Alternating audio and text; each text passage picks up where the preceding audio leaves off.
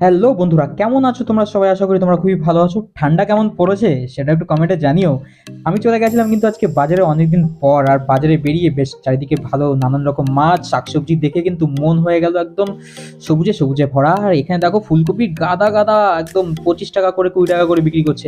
চিকেনের দোকানে ঘুরে আসলাম, তারপরে চলে গেলাম মাটনের দোকানে। খাসিগুলোকে দেখে সত্যি সত্যি ভীষণ মায়া হচ্ছিল কিন্তু। আর মাথা গেল ঘুরে, ছোট্ট একটা মাছ কিনে নিয়ে বাড়িতে চলে এলাম। বাড়িতে এসে কিন্তু মাছগুলোকে হলুদ লবণ মাখিয়ে ব্রোকলিগুলোকে জলে ভিজিয়ে পেঁয়াজটাকে তাড়াতাড়ি তাড়াতাড়ি চপিং করে নেবো। আর এখানে দেখো আমার গায়ে কিন্তু একদম সত্যি সত্যি মাছটা সে ভর করেছিল, তাড়াতাড়ি তাড়াতাড়ি করে কেটে নিলাম। তারপরে কিন্তু চলে এলো হাতে টমেটো। টমেটোটাকে পিস পিস করে কেটে নিয়ে সেদ্ধ করা ব্রোকলিগুলোকে আমি ঝুড়ির মধ্যে লাগিয়ে নিয়েছি।